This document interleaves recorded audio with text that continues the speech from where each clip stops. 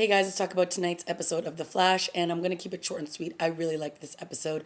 We got introduced to a new teleporter. Barry got to see his dad, and it looks like Barry has a new love interest, and I'm kind of excited about it. Yeah, it was a really solid episode. We got to see Barry's dad, Henry, in prison, and he actually helped them out with their case of the week, and that had to do with the teleporter. And she was really just somebody who was trying to get her boyfriend out of prison.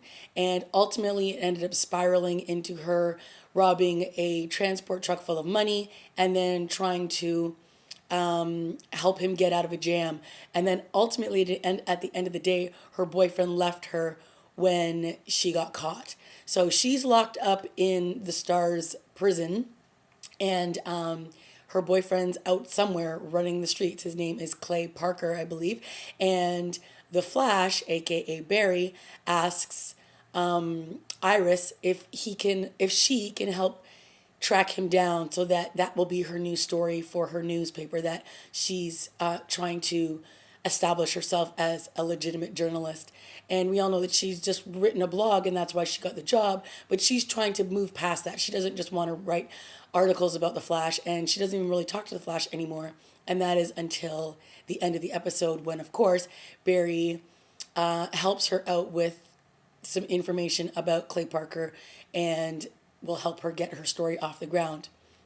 Another interesting thing that happened in this episode is Caitlin and Barry hung out and they went to a karaoke bar while they were trying to track down the teleporter, and they did some bonding.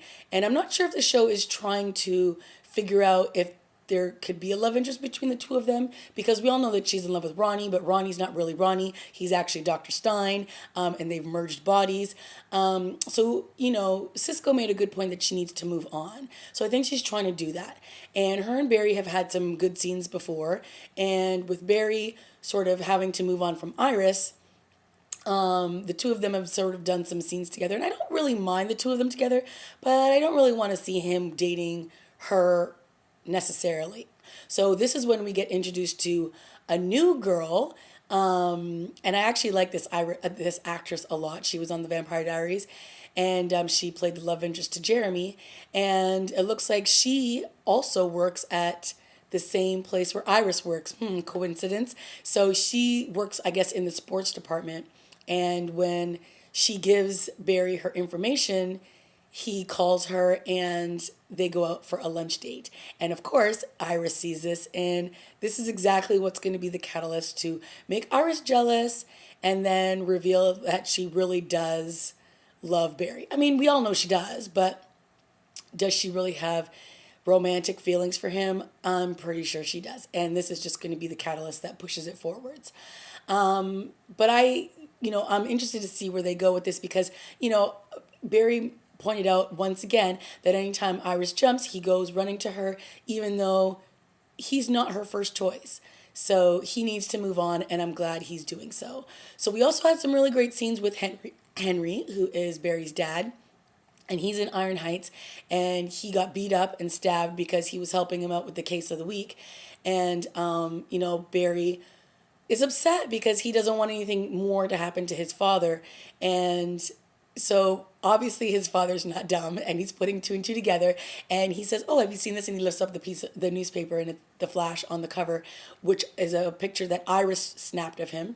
And he's like, "Oh yeah, he saved Joe's life, didn't he?" And then Barry's like, "Yeah, I think Joe told me something about that." And he's like, "Yeah, interesting." He's like, "I've seen him before." And he's like, "So let me get this straight.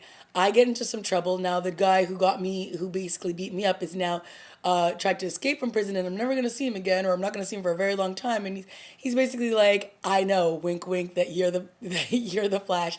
And I like that Barry's like, "Don't you think if I was the Flash, he'd be the first to know about it?" And then his father says, "If I could say something to the Flash, this is what I'd say." And one, he says, "I'm proud of you, and that you're a hero, and that what he's doing is really great, and he's saving lives, and he's proud of him." So, Barry teared up a little bit, which was a great moment. I'm telling you, anytime these three, the father, Joe, and Barry are in scenes together, they completely work.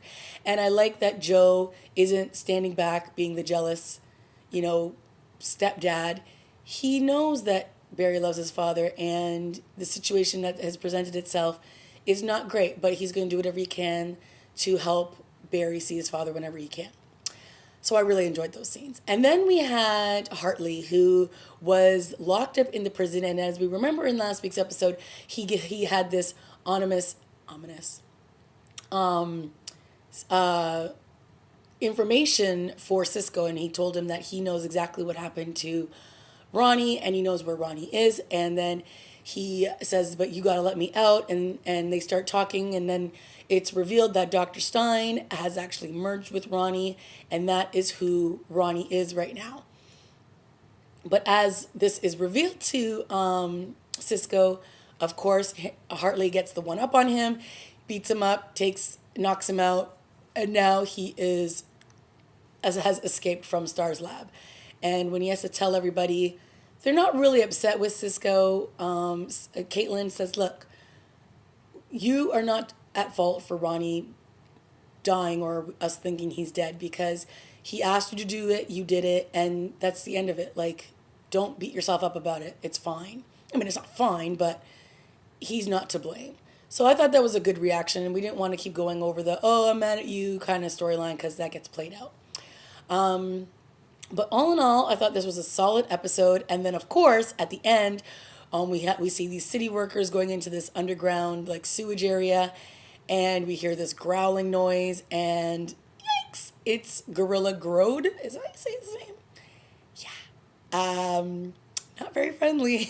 So he comes out and he attacks one of them, and then you see the other guy running away, and then you just see him like holding onto the side of the wall for dear life, and yeah, no survivors there. Should be interesting to see what happens when we find out more about this interesting gorilla.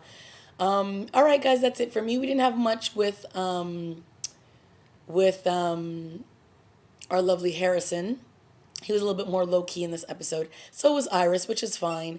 Because, again, they've really... I don't know, guys.